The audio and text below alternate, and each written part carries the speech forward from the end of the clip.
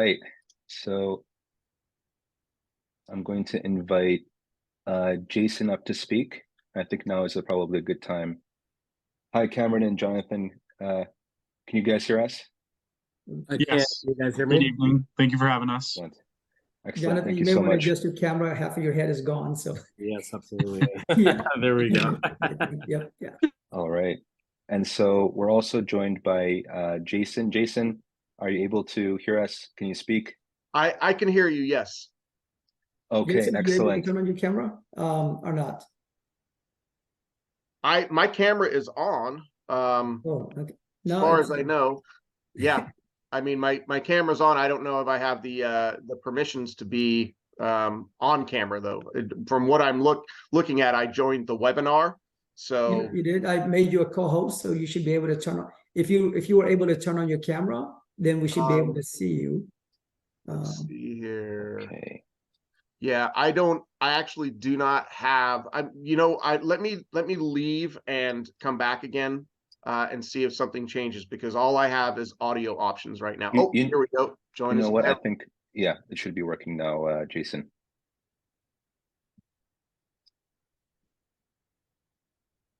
All right. So, okay. So if you can allow me to or start my video, I'm the host. I made you promote. Yep, I made you co-host, so you should be able to turn on your video now. All right, there we go. Excellent. Okay, appreciate it very much. All right. So thank you so much for inviting me to speak. I wanted to let the Amhara community watching this know I am running for Congress in Washington State's 2nd District. I was at an event, a community event, campaigning about a month ago, and a member of my local Amhara community approached me and asked me if I knew anything about the situation in Ethiopia right now. And I said I had limited information. I think probably most people in the United States have limited information right now. And we proceeded to have a 20 or 30-minute conversation right there at the event, which was out in the open, in the air, on the street. And he told me all about what was happening. He explained that the Amhara population in Ethiopia is now suffering under genocidal conditions. We had a further conversation about an hour long after this, about a week later. And he went into the history of the conflict over the last 30 years or so. And it was extremely informative. And so I am coming to you as a candidate for Congress who is recognizing, as part of the Green Party, which stands for humanitarian efforts, that I recognize that there is a genocidal condition in Ethiopia right now. I condemn the Abiy Ahmed government for the conditions that it's imposing on the Amhara people and other people in Ethiopia. If I were elected, I would certainly use my position in Congress to speak out about this. And as a candidate, I am doing what I can to share the information. I wanted to let the Amhara community know how important it is to keep speaking out. And for people such as myself, please take every opportunity that you can to approach them, to offer information, to share your perspectives. I consider myself a pretty well-versed individual on foreign policy and politics, but I had very limited information about the situation in Ethiopia. And so it's really important that you keep speaking out, contact people such as myself, because, if somebody like me, I'm going to turn around and I'm going to try and do what I can to bring awareness to the situation and to help your cause. So that's really what I wanted to bring to the conversation today. I had a great conversation earlier with Robel and Ted, I'm going to seek more information and more opportunities to share the situation. Great. Thank you so much, Jason. And just as a reminder, maybe you can just let the audience know of your congressional district, just so that they're aware. Sure. Yeah. I'm in Washington State's 2nd District. It's the district north of Seattle, so the county north of King County, where Seattle is, and then it goes all the way up to the Canadian border and the Big Islands that are in the Puget Sound in Washington State. That's my district. This is the third time I've run for this seat. My website is callforcongress.com. So you can look me up, but I encourage members of your community to keep reaching out to me, to keep sharing information, and that this is a cause that I have developed strong feelings about and want to do whatever I can to help. Thank you, Jason. Really Thank you so much. Want to wish you luck in your campaign. And Thank you. those Amharas in that district, please reach out to Jason Call, as he said. Check out his website, callforcongress.com. He's also very active on X. He's been posting about the Amhara genocide and the war on Amhara. So please engage with him. These are the candidates that as a community that we look forward to support. And as we always have said, it's critically, advocacy is everyone's responsibility. It's not only the responsibility of the Amhara Association of America or AAA, it is the responsibility of all Amhara organizations, all Amharas here. It is your obligation to be an advocate for those who are suffering under a genocide. And if we want to stop the genocide, that means all of us have to be engaged. All of us have to be active and give what we can. So, Jason, thank you. Look forward to our continuous communication and engagement. Absolutely. Really wishing Absolutely. you. Thank you. And Thank I know, you so much. Thank you so much. Thank you. Okay. Thank you, Jason. Okay, so I think at this point we can transition into our presentation. Is everyone able to see my screen? Yeah. Yes. Excellent. All right, so now this brings us to our presentation on behalf of the AAA team. And so I'm just going to get right into introductions. Today we have with us AAA's chairman, Mr. Tewodrose Tirfe, or Ted. We have myself, Robel, Director of Communications. We have Rediet, Tefera, Community Engagement. And we have Cameron Wheeler and Jonathan Taylor of AAA's lobbying firm, Lobbyit, and their Directors of Government Relations. So thank you everyone who has stayed with us since the beginning of the program. We got through the introduction from Ambassador Mike Hammer, and now we're going to go straight into just a recap of AAA's advocacy activities in the last year, or particularly starting from 2022. And Robel, just real quick, just because we had a few more people join, and I kind of just want to give context in terms of like, why we do this. We in the past we used to hold maybe 2 to 3 webinars, per year, and this was as a way for us to engage with the community directly, give a briefing about our advocacy efforts. Was also part of providing awareness in terms of like what is advocacy, what should be the role of the Amhara community in advocacy and advocating for the Amhara people. We're proud to be maybe the only Amhara organization that continues to do this. But other ways that we engage the public is nowadays is through the X space discussions. So we do this regularly. Again, we always hear from our supporters. We always hear from our donors.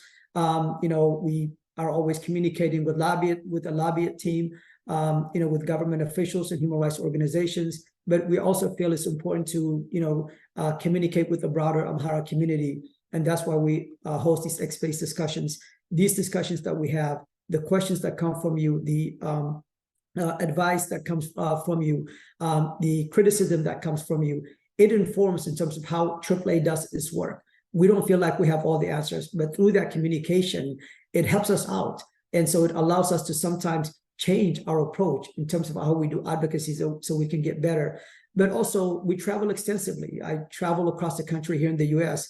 Robel will be here next week, to not only to meet with the State Department and members of Congress, but also, Amhara leaders in Washington, D.C. He has traveled to San Diego and also within Canada, as well as, Robel. And this is for these in-person discussions with our community. They're not always thank you. A lot of it is also, advice. A lot of it is also, important information that we wouldn't get anywhere else. And again, this really helps informs us in terms of like how we do advocacy. So this is one way, again, of engaging the public. It's really critically important that you see what our work is and how we promote and advocate for the Amhara people. But also, it's critically important that all Amharas be advocates.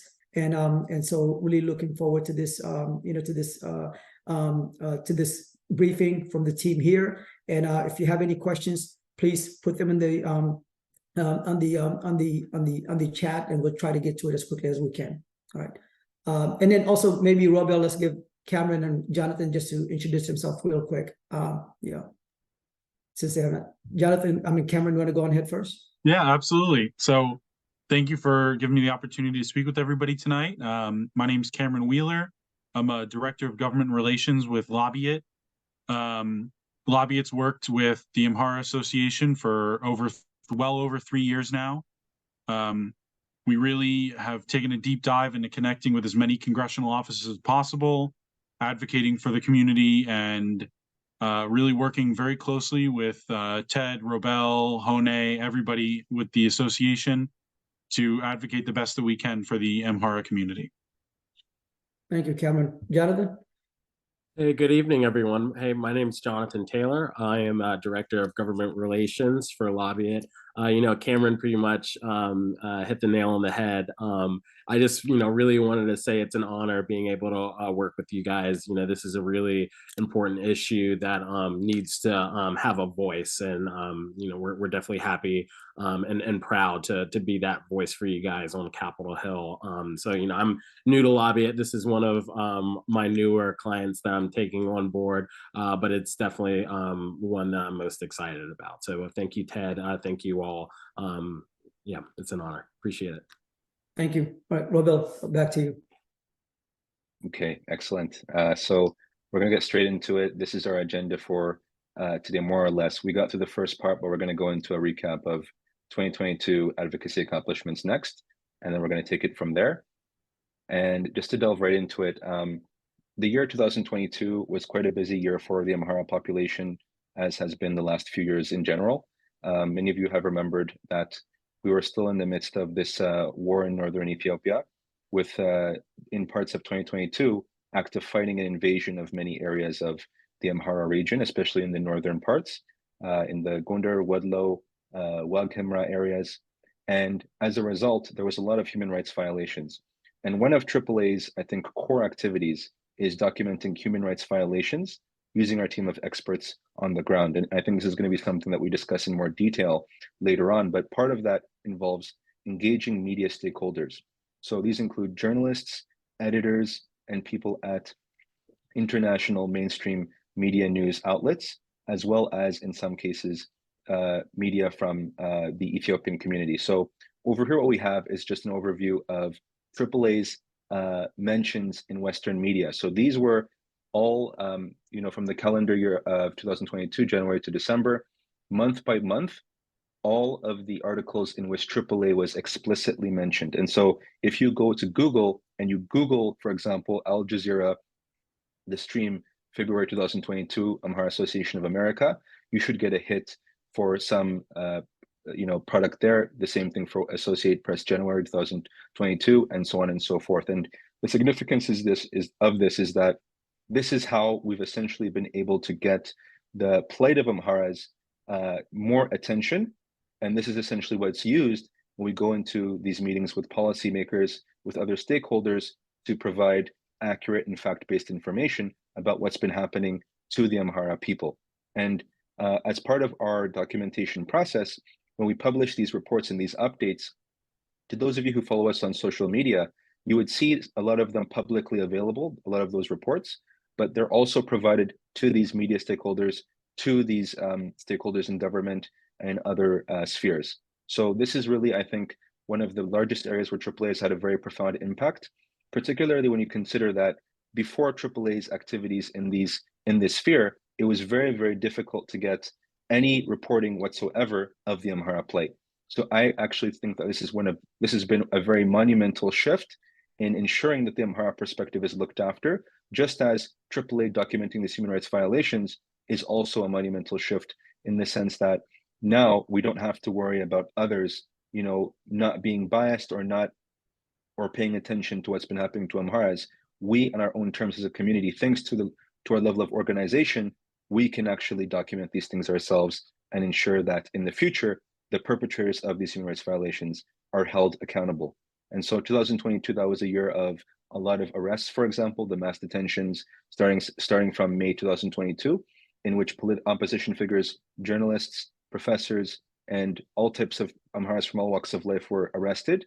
And then from there, we had the invasion. So a lot of these reports talk about, for example, the situation between Amharas and then the targeting by the Abiy regime. A lot of them talked about the invasions by the Oromo Liberation Army, the Tigray People's Liberation Front. And so I invite everyone to visit our social media on X, on Facebook, on Telegram, on YouTube, to have a sense of what these reports look like one by one for AAA. And so, hey, Robel, if I can just comment on one thing, and the reason why these media appearances by AAA is critically important is because it is critically important that we be in charge of our own narrative. In the past, others have controlled our narrative for us in the international arena. But by us engaging the non-Ethiopian medias, we are taking charge of our own narrative. We are telling our story. And that's why it's really critically important. And so, as you saw in that previous slide, the AAA team has either appeared, in Al Jazeera News, Inside Story, or has been quoted by New York Times, Foreign Policy. These are major media brands that finally, as an Amhara community, that we are able to be in there and articulate our issues. And so this is really critically important. And we made it a huge effort about 5 years ago to really engage the international media. As Hone said, the foundation of all of our work is our reporting that we do, and because that gives us access. But we should be telling our own story. Enough lies have been told about our community, but now we can tell the truth and facts ourselves. So, and what we ask is for other Amharas to do the same, duplicate it. We want other Amharas in the US, in Canada, across the globe to be engaging their local medias, international media, and being a voice for Amhara. Being a voice for Amhara is not just by engaging human rights organizations, our government officials, our international institutions like the AU or the UN, but it's also engaging the media. Very well.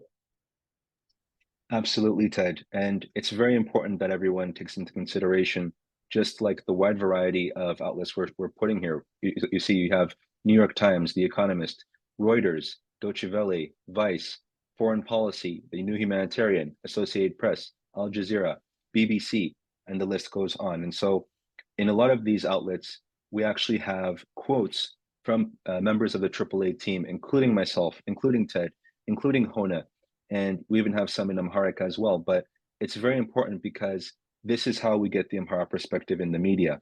What makes the Amhara cause a little bit different from others is that when you had the conflict, for example, with the TPLF and the Ethiopian government, you had political parties and groups that were on the ground ready to talk to these individuals. But unfortunately, Amharas are not actually represented by a government or a regional government that actually takes into the best interest, the Amhara people's interest. That alignment is not there for the Amharas. And so that created a need for Amharas to self-organize and to actually speak as an independent voice to say, you know what, this is what's happening to our people, and we can say that on our terms. We don't have to worry about, some prosperity party official distorting the truth or the suffering of our people on the ground. And so that's really the significance here. And these are just a few examples from The Economist, from Al Jazeera, from Foreign Policy, the Africa Report, BBC, New Humanitarian, and BBC Amharic. And these are just print media. There was also many appearances on panel discussions. Many of you have seen, for example, our Chairman Tewodrose Tirfe on a lot of those panels, Honaman Defro, and a little bit of myself as well. And so we also have here an overview of our meetings with various congressional offices. And so in 2022, AAA had over 50 meetings with 37 US government officials and over $60,000 spent on lobbying. And this is very significant because this shows that as AAA, all of these offices that are listed over here, all 34 of them, and even State Department officials had received constant and regular engagement from an Amhara perspective, which was very critical to ensuring that they knew that it was actually what was going on in Ethiopia. They knew, for example, that the TPLF was invading, that they were committing atrocities in Raya Kobo, in Samin Wadlo, in Wag Himra, North Gondar, and so on. And so this, I think, is a very critical cornerstone of AAA's advocacy.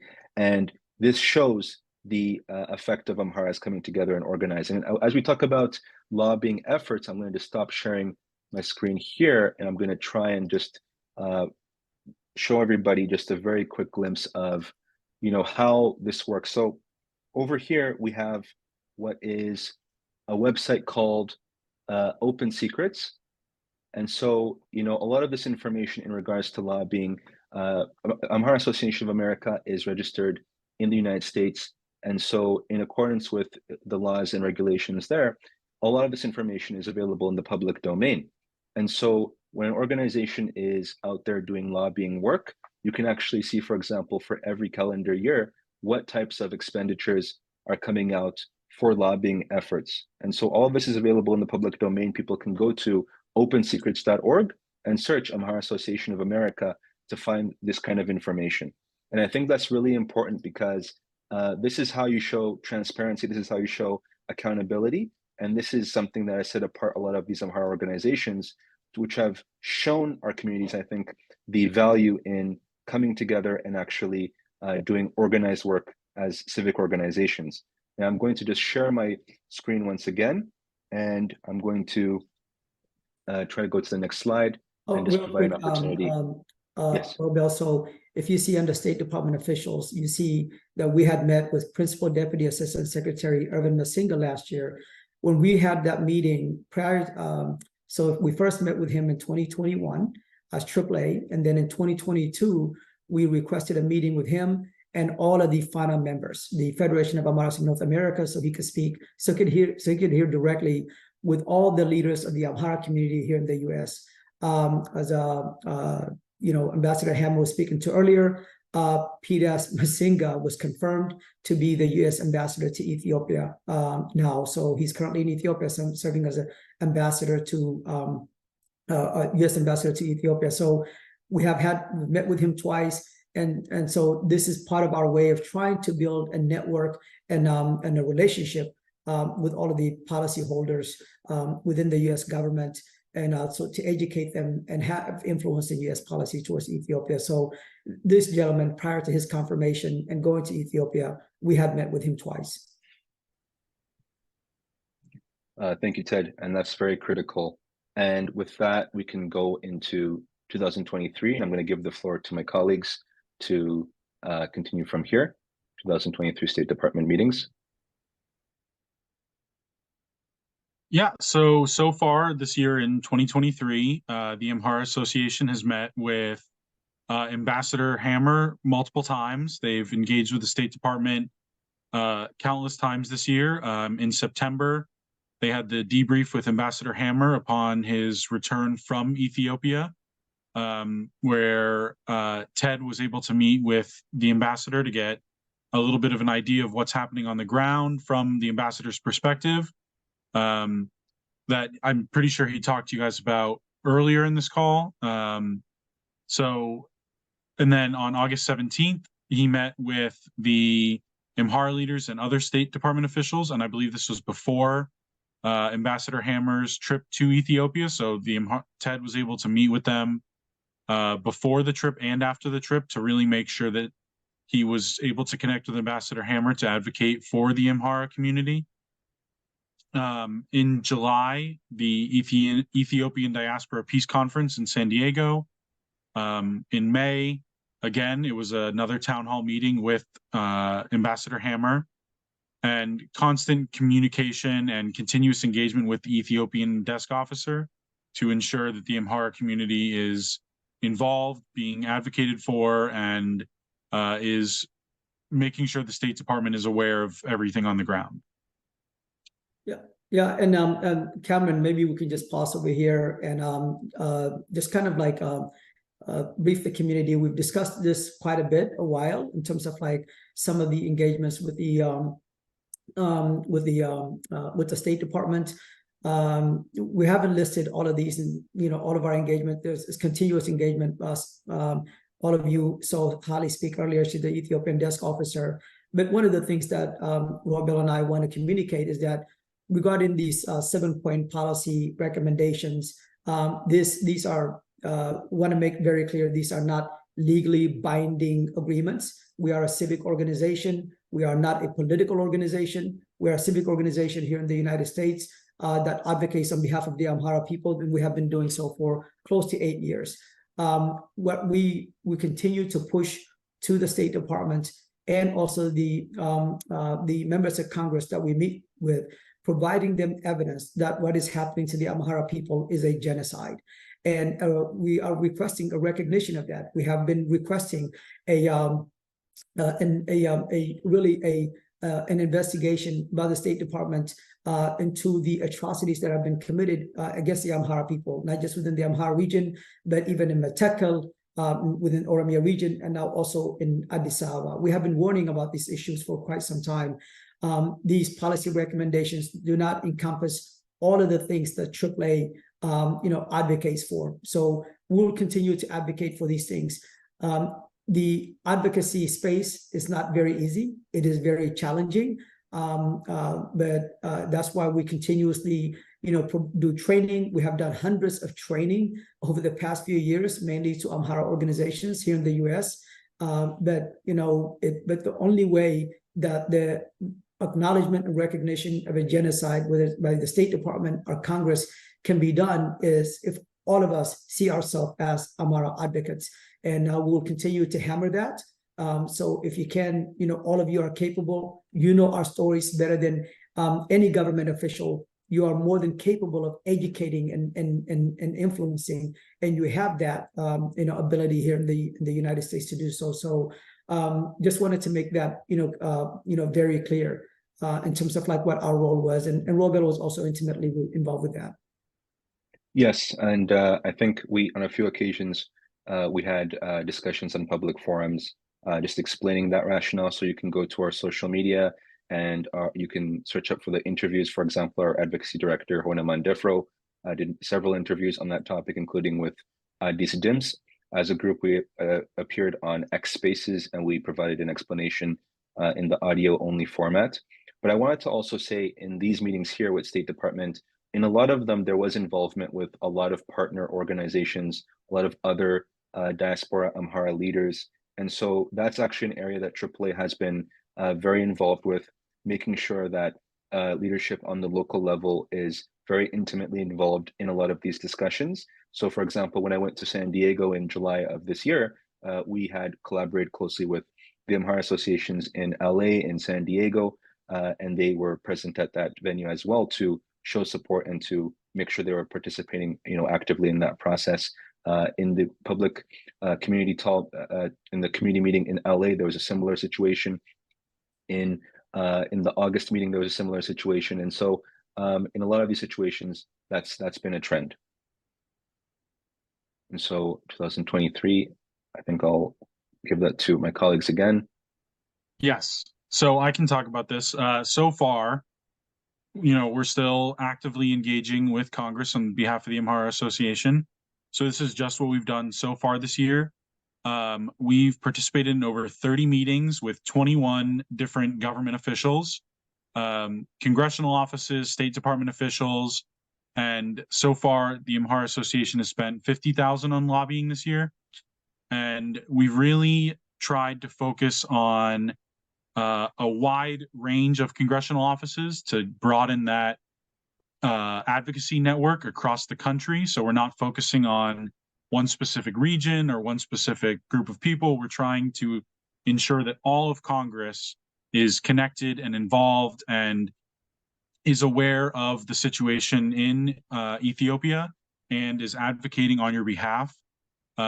So Ted, when he was in DC at the end of September, Ted and I went in 2 days. I think we hit 9-10 offices in 2 days. And we were really able to effectively engage with these offices and hear their feedback on our message. And part of that feedback was that they really want to hear from their constituents. They want to hear from you, the people in their areas. Reach out to your representative, reach out to your senators, talk to them, let them know what's going on. They want to hear from people. They want to know your story. And I really think Lobbyit has been able to connect effectively with Congress on that on behalf of the Amhara Association. And we'd really love to get even more people involved and just increase that level of advocacy through the rest of this year and into 2024. And just to chime in here, I think this is a good opportunity just to mention that AAA does organize regular phone campaigns. And so these phone campaigns are made available on our social media, and it's shared widely. And the idea is to, provide very simple instructions for our supporters to locate their congressional offices, their representatives, and to call them to inform them whenever things are happening in a way that is particularly concerning. We did this in the context of the war on Amhara that started in around late April, May of this year. We've done this earlier this year in other contexts, in the context of the mass arrests during the genocide in Oromia, and at times when that has gotten particularly worse. In fall of last year, we saw how there was a particularly terrible campaign that was ongoing in Western Oromia in the Wodlaga area, and we were very active at those times as well. So this is an opportunity just to mention, this is where our supporters can be engaged, and that's where our supporters can actually make a difference, because that's where they can, connect in a way that's coordinated and actually most effective. Yeah, and one thing to add real quick is in many of these meetings that are virtual, in almost every one of those cases, if there are virtual meetings with congressional offices, we almost always have constituents from across the country join us, and that's through the local Amhara organizations. For example, if we are meeting with, a member of Congress from Minnesota, we will contact, our interns will contact the leaders of the Amhara Heritage Society in Minnesota and let them know, hey, we're going to be meeting with your member of Congress here. Can you have your constituents available to be present at that meeting? And the AHSM will do that. We'll provide a briefing, what the talking points are, what will be the ask for the member of Congress, and we'll have that meeting. And we do the same thing, for across the country, really. And we've been doing this now for almost 7 years. So that's why when we say, we have conducted hundreds of training, we really mean it. So when you see here 30 meetings so far, with congressional offices last year, 30 plus meetings, most of the time these meetings involve constituents that were, from the local Amhara organizations. So we do have the local Amhara organizations engage with us in doing advocacy. We don't do this on our own, but we want the other Amhara organizations and really all individuals to do this part of their local advocacy. It's great that we do fundraising and provide the support that our people need back in Ethiopia. But advocacy has to be at the core of also of what we do. We live in the most powerful country in the world. Washington, D.C. is the center of the world politics. So that is really an opportunity for us to make a huge difference and end this genocide.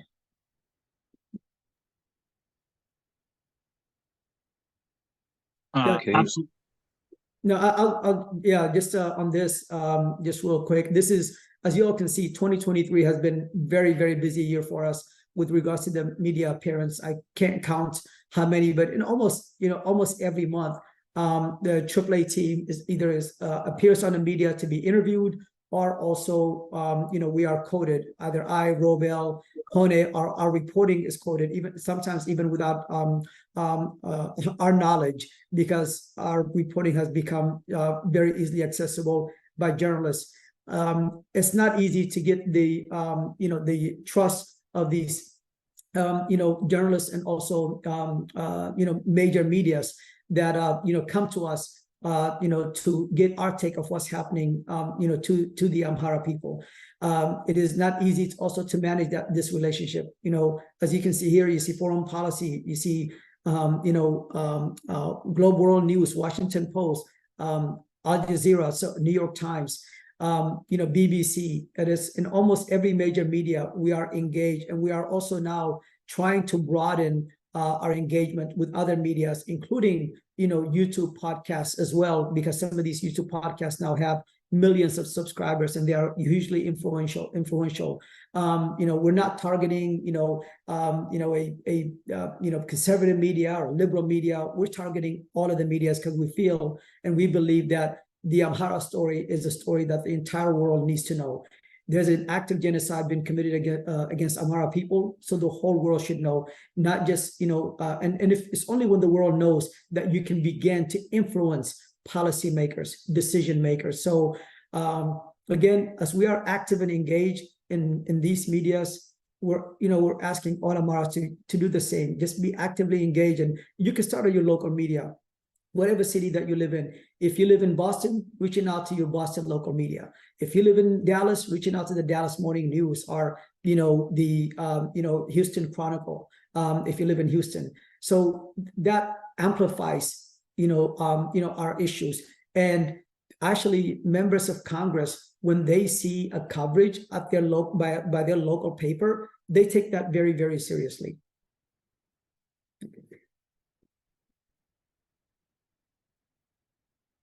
Yeah, and these are just some notable quotes here by me. Robel, who's that over there? Oh, Robel. One of them was the foreign policy, Reuters, recent dialogue. So, and this is a way, again, as I said, trying to control the narrative. So here, there's a quote about funnel in terms of one of the things that we're trying to do. There was an effort to paint the funnels in a negative manner, in a negative way, and it's up to us as Amharas to tell the story of funnels. And so Robel did that very eloquently when he appeared on TRT World. Here's my quote here, being quoted by Reuters in terms of who are the funnels, where are they fighting, or what's their goal, what's their objective from what they said. Here it says that with the support of farmers and the Amhara public will attempt to defeat the federal security forces and their alliance and ultimately remove Abiy from power. Why did I say that? Because that's what the funnels have said. And so anyways, just something that we think that is important for you to be aware of. Very Robel. Yeah. Ready. In terms of international engagement, on February 6, 2023, the Amhara Association of America, along with the Center of Human Rights in Pretoria University, was able to file a complaint to the African Commission on People and Human Rights against the Ethiopian government and on behalf of the Amhara civilians of East Wallagga, West Wallagga, Horoguduru Wallagga, and Qelam Wallagga. The report implicated the Oromo Special Forces, the Oromo Liberation Army in the massacres, but also implicated the federal government in complacency, cover-up, gross negligence, and at times active participation. And as of recently, our Director of Advocacy, Hona Mandafro, along with Dr. Yerga Gallo, have traveled to Arusha, Tanzania, to participate in the 77th annual session of the African Commission on Human and People's Rights. And we can watch a short clip AAA did along with the Center of Human Rights in Pretoria University.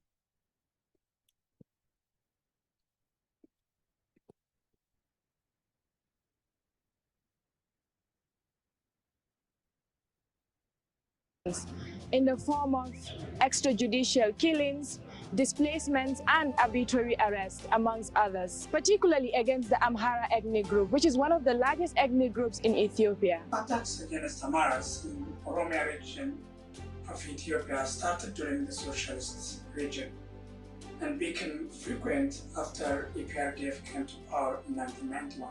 But the scale of casualties in the Oromia region, the Amhara Association of America and the Center for Human Rights on 6 February 2023 submitted a communication to the African Commission on Human and People's Rights. The communication submitted to case against Ethiopia because Ethiopia is a state party to the African Charter on Human and People's Rights. It's been a state party since 1998, and under the Charter, Ethiopia commits itself to uphold the rights of its own nationals, people under its jurisdiction, the right to liberty, bodily security, integrity, the right to life. But not only to respect, in other words, to not interfere in these rights, but also to protect these rights. That would mean to ensure that non-state actors, such as paramilitary groups, are not allowed to invade, erode, violate the rights of the Ethiopian people. All these rights, we allege on the facts, have been violated. And also the particular right in the African Charter, the right of peoples to peace and security.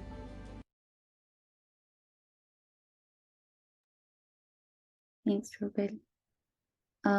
The Amhara Association of America, along with an organization, Every Casualty Counts, was also able to present on the 52nd session of the Human Rights Council. I'm not sure if we have time to watch a couple minutes. But in that session, AAA, along with Every Casualty Counts, was able to shed some light on the genocidal massacres in Weleka, bring attention to the humanitarian crisis millions of displaced Amharas across Ethiopia are facing, and overall the violence Amharas are facing in the Amhara region and Oromia region. President, Chair of the Commission. Every Casualty Counts, the Amhara Association of America, and the Tigray War Database Project at Ghent University have been documenting deaths from the ongoing armed violence in Tigray and surrounding areas for several years. Allegations of massacres and other unlawful killings frequently come to light only via social media or testimonies of refugees and internally displaced persons, which are gathered by civil society casualty recorders. Can the Commission comment on the approach it is taking to gather and verify detailed information on massacres and other unlawful killings? Will the Commission conduct further investigations into massacres mentioned in the EHRC-OHCHR Joint Investigation Report, such as the killing of at least 11 villagers in Grizana in March 2021? In June we have submitted multiple human rights reports to the International Commission of Human Rights Experts of Ethiopia as well, and we've had several meetings with the ICHREE, AAA, along with the Amhara Professional Union, and 44 other civic organizations that work with in different parts of the globe, have released a joint statement on September 3rd, 2023 on Access Now, condemning the internet shutdown in Amhara region during the conflict, and have started the Keep It On campaign. AAA has also met with Doctors Without Borders to provide emergency medical services to Amharas in Amhara region.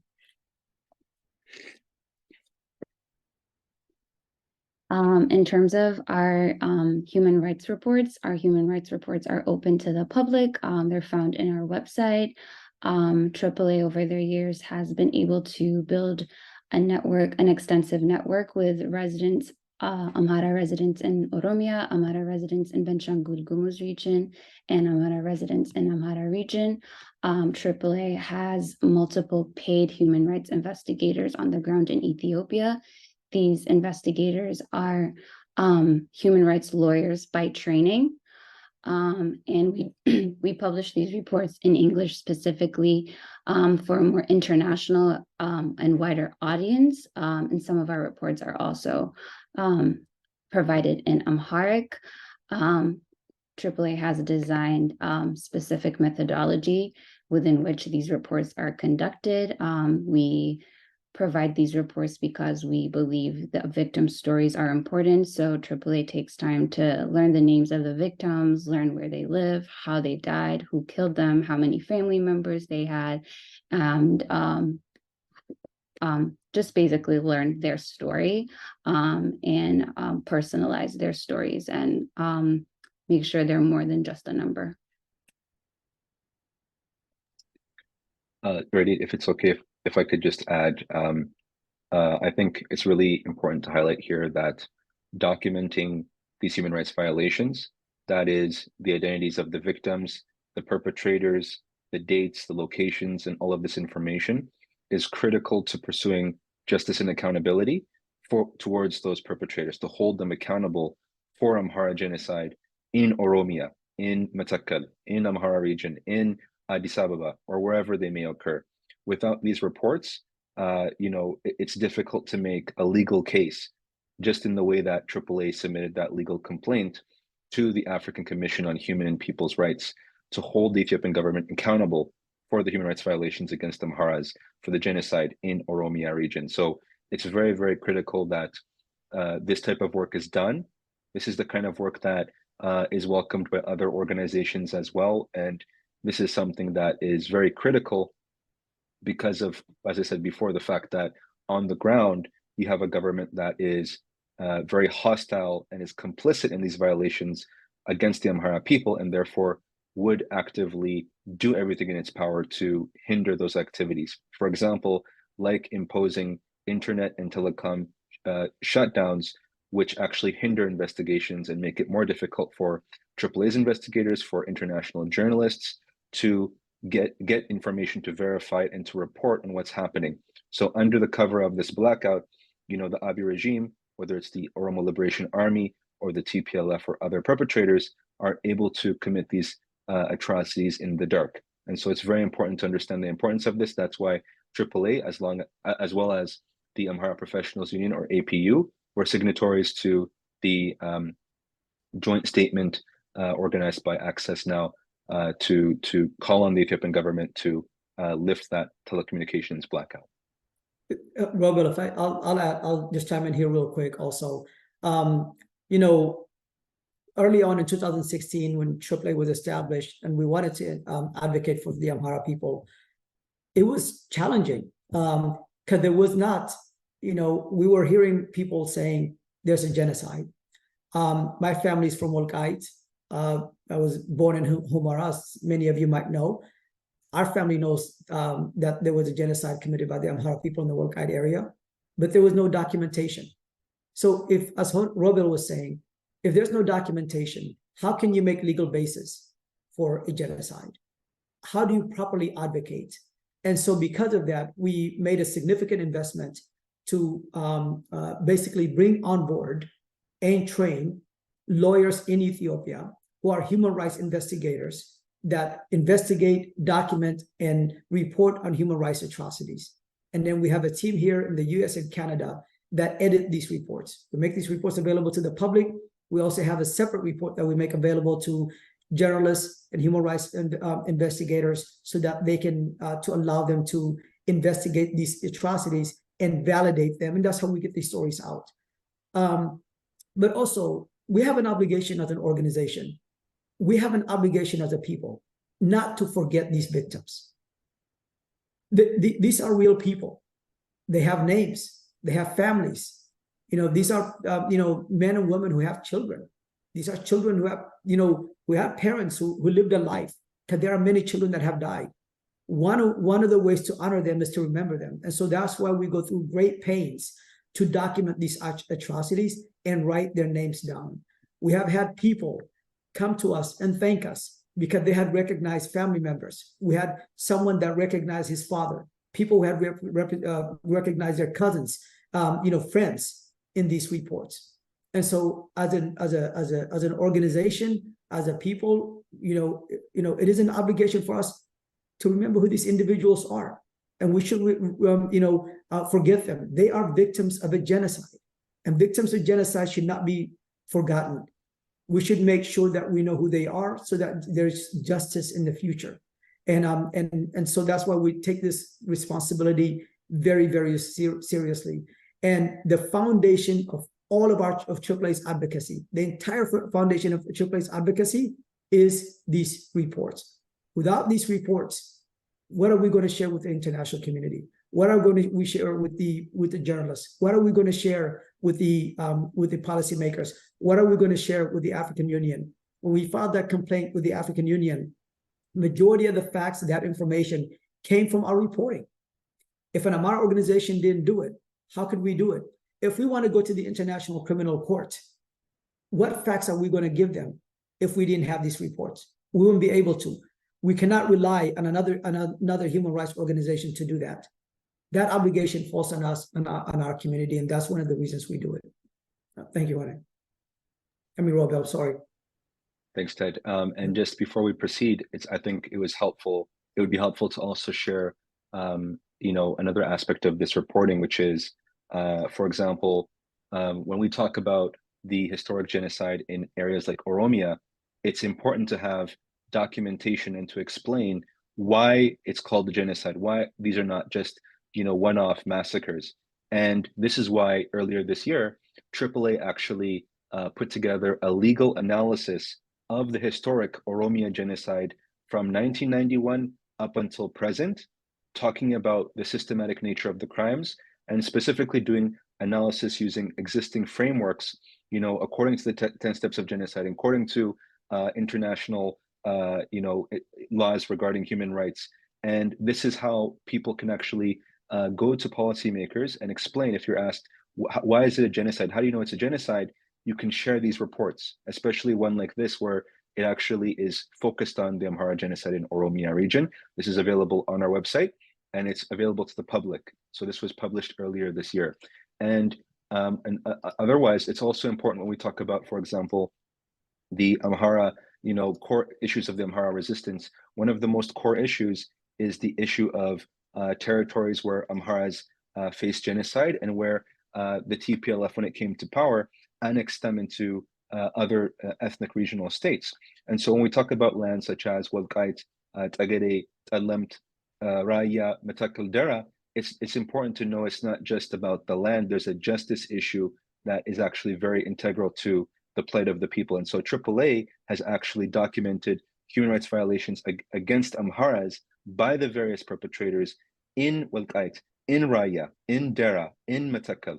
In the context of the war in northern Ethiopia, for example, AAA documented the Mai Kadra massacre. The Mai Kadra massacre was the single worst civilian massacre in the context of the northern Ethiopia war, in which TPLF forces massacred over 1,600 ethnic Amhara civilians. And so AAA produced a report as well as a mini documentary focused on the victims, talking about those human rights violations. And similar to that, also reports, for example, on the genocidal massacres against Amharas in Raya Qobo in 2022, in 2021, against the Amhara, the genocide in Alamata, in Talemt, and the list goes on again, Dera, Metakal. And so I thought that was just important to note.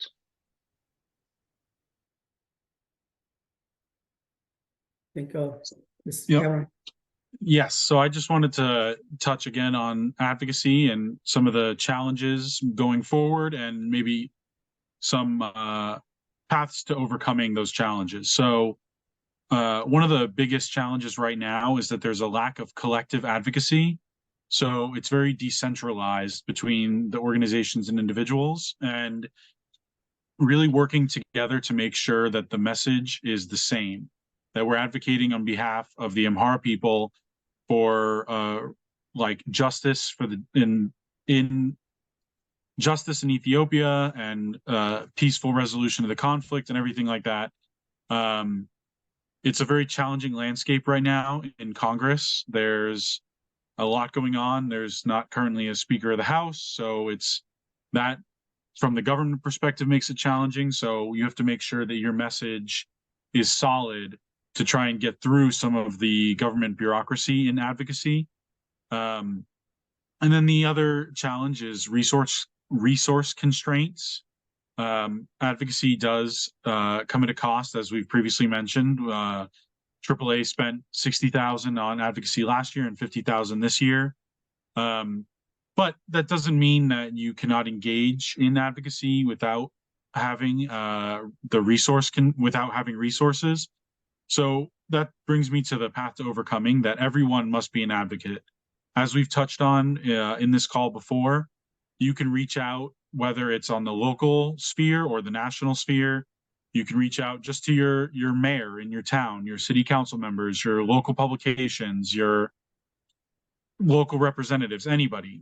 Just getting the message out there and advocating in your hometown is good enough. It starts there, building up to reaching out to your representative's office.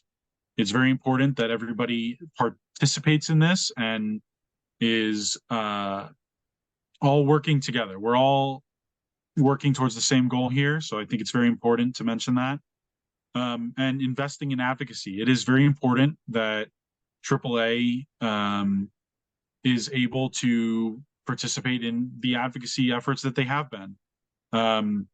You know, we have the scan to donate on the screen here. It's very important to get involved and help AAA work closer with Lobbyit on your behalf to advocate in DC. And one of the things I want to add to what Cameron is saying is when we talk about challenging landscape, we're not the only group that's advocating that's from Ethiopia. There are other groups here that are advocating. The story that they tell is different from the story that we tell. So that means we need to be more active and engaged in telling our story. We have the information now. Organizations like AAA have documented these atrocities. You know, we have the funnels. The funnels have clearly told us what they want to do, what their goal is. So you can tell that story. So we need more Amhara organizations, and we need more Amharas, just individuals, to be more involved in advocacy and reaching out to their elected officials, to journalists, to international human rights organizations.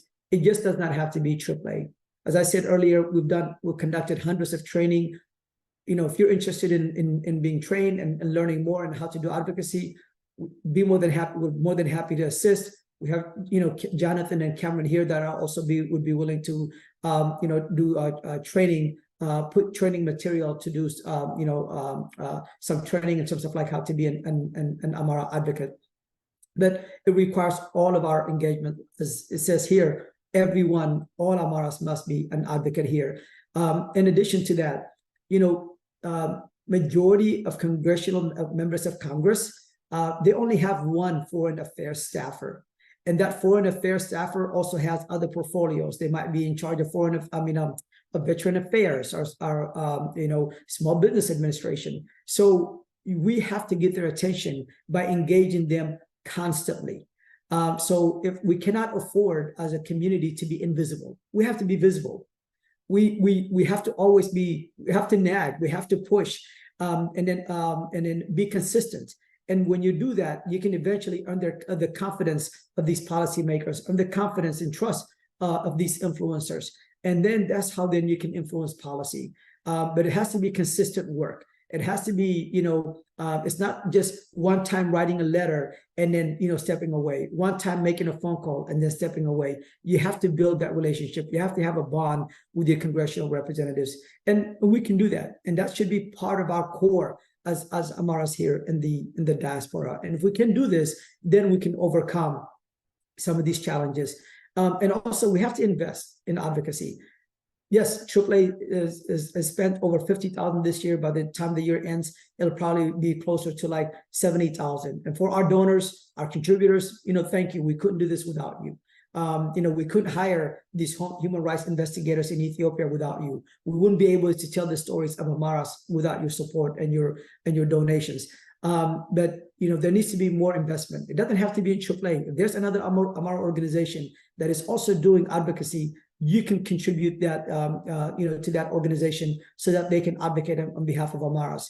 The most important thing is that Amhara organizations are actively engaged in advocacy, and as a people that we're engaged in advocacy, but we have to put resources behind it. We can't expect other people to know our issues if we're not engaged, educating, informing, and pushing. So, you know, there's this saying that's be a voice for the voiceless. You know, it's great. We're a voice in Amhara-centric medias. We also have to be a voice in English. We have to be a voice if you're in France and French. You have to be a voice if you're in German, if you're Amhara and German in German, if you're, you know, in Israel in Hebrew. So be a voice for your people. Be an advocate. And I think that brings us to the end of the presentation, Ted. So maybe we can have an opportunity for final remarks from the team. Yeah, sure. And I mean, there's a few questions here. We've been answering them live. So, some of these questions that have been brought forward, we've, covered them in our presentation. But yeah, the intent here was not to spend a very long time, but to have Ambassador Hammer and, to spend some time engaging with the community, introduce you to the other State Department officials who are engaged on Ethiopian issues, but also to provide a briefing on our advocacy efforts. So with that said, Rediet, Cameron, Jonathan, if you'd like to say anything, and then Robel, and then I'll close it up. Rediet, maybe we'll start with you. I think you've said it all. I will add, I see a lot of great ideas presented online, and I just want to urge the audience to join a local Amhara org around them and volunteer and implement these great ideas, because a lot of the times a lot of orgs are understaffed. So most orgs need you. Cameron, Jonathan, I know you've been quiet. Would you like to say something before you drop? Yeah, absolutely, I would, and thank you. And just reiterating what we talked about earlier about how everyone must be a part of the advocacy. That's 100% true. When we go on the Hill, your congressmen, they want to see you. As much as they like seeing us, and we stop by all the time. It's you who they want to see. It's you who they want to hear, because you're their constituents. And that's probably the most vital part of advocacy, is being able to connect those congressmen, those senators, with their own constituents on that issue. So it's very important, whether that's a phone call, whether that's you deciding to come up in person, or whether that's you sending an email, that's all very important. I like to say it, help me help you. And that's the best way that you could, help us do that. Thank you, Jonathan. Cameron? No, I absolutely agree with Jonathan, and I just want to thank all of you for giving me the opportunity to work with the Amhara Association and advocate on your behalf. I've definitely become very passionate about it working with Ted, and I look forward to connecting, hopefully, with all of you, and maybe meeting some of you in DC, and hearing about how you've tried to connect with your representative, and look forward to updating you in the next one of these webinars. Thank you. Thank you. Robel? Yes, I think we've said a lot in this space, Ted, and I want to thank everyone who showed up to this meeting for taking the time to listen to us, for taking the time to be engaged and involved in this process. AAA is one organization, but it's been dedicated. It's shown that it has been consistent. It has a strong track record of advocating for the Amhara people, of being a voice for the Amhara people. And so none of that is possible without the support from people like yourselves. So we just ask that you please continue the support. You please, if possible, try to contribute more so we can upscale these efforts to expand our influence, expand the force behind what we're doing, to show that the Amhara community is strong and it's prepared to put its resources behind genuine organizations that have proven through time that they're able to have influence and make an impact. Because now more than ever, I think the Amhara people are facing such a large crisis and challenge, but at the same time, this is what's going to make us as a community stronger, as it's forced us to organize. And I can't say enough emphasize the importance of organizing, because when you go to these congressional offices, when you go to speak to your representatives, it's much more powerful to go representing an organization as part of your local community rather than an individual. If you're someone who prefers to work independently, that's fine. But as an organization, there's more weight given to you. These people are more inclined to take you seriously because you are seen to be representing a larger demographic, and that's what they care about at the end of the day. So I think that's very important to emphasize, and AAA will continue to collaborate with sister Amhara organizations and continue to ensure that all perpetrators of Amhara genocide are held accountable, especially in this critical time when the Amhara people are at war. AAA will continue to produce human rights reports and updates to ensure everybody's informed, and to ensure that all stakeholders receive fact-based, accurate information. And that, I think, is very critical to what we're doing, because the advocacy is very, very critical to these accountability efforts and to the truth. So with that, I think that's it for me, Ted. Over to you. Thank you, Robel. Cameron, Jonathan, thank you for joining us, and everyone here. Appreciate you all joining us today. As an organization, this is something that we have been doing since 2016, and we'll continue to do so. We'll continue to grow our partnership with human rights organizations, to continue to advocate on behalf of the Amhara people, whether that be with the Lincoln Institute for the Prevention of Genocide, an organization whose relationship we've fostered over the past year and a half. And please follow our team that's in Arusha, Tanzania right now, giving a presentation on the genocide against the Amhara people in Oromia region. So, please continue to be advocate for Amharas. It's a collective responsibility. It's all our responsibility. Support your local organizations and encourage your local organizations and demand of them to be an advocate for the Amhara people, be an advocacy. You should be regularly meeting with your congressional representatives. At least, once a quarter should be a minimum. And you don't need to write fancy letters. All they want to do, they don't need to, they're not looking for a letter. They're not looking for a statement. They're just looking for your presence, a phone call, coming into their office and having a conversation with them. And over time, you develop that trust. And then when you develop that trust and, with them, and they have confidence in the information that you're bringing to them, then that's how you influence policy. The way we define advocacy within Amhara Association of America is engaging with the U.S. policymakers, because we're here in the United States. That's one. Engaging with international institutions like the AU and the UN. And we're actively engaged with the United Nations as well as the African Union, engaging, non-Ethiopian media, which we regularly do, and also engaging human rights organizations, which we regularly do, and that's how we're able to, how you are able to see some of these reports by human rights organizations, coming out. And our team in right now that's in Tanzania will be engaging human rights organizations from Human Rights Watch, Amnesty, CHR, and other human rights organizations as they are giving their presentation. So now if we can expand this here in the US, expand it in Canada, in Europe, Australia, New Zealand, the Middle East, South Africa, Kenya, we can have a profound impact and stop this genocide. Our people, the Fanos, are bravely giving their lives. There are tens of thousands of people who are rounded up in what really is a concentration camp, and many of them are dying. And at least the least we can do is just be a voice for these people. And if we can continue to do that, do our part, we can make that difference. With that said, thank you for joining us. We look to have this continuous engagement through the webinars that we'll be hosting, X-Space discussions, in-person meetings as we travel across this country here in the US and Canada, and hear directly from you. So thank you for joining us, and have a good evening. Thank you so much for joining us, everyone. Thank you. Thank you. Thanks, everyone.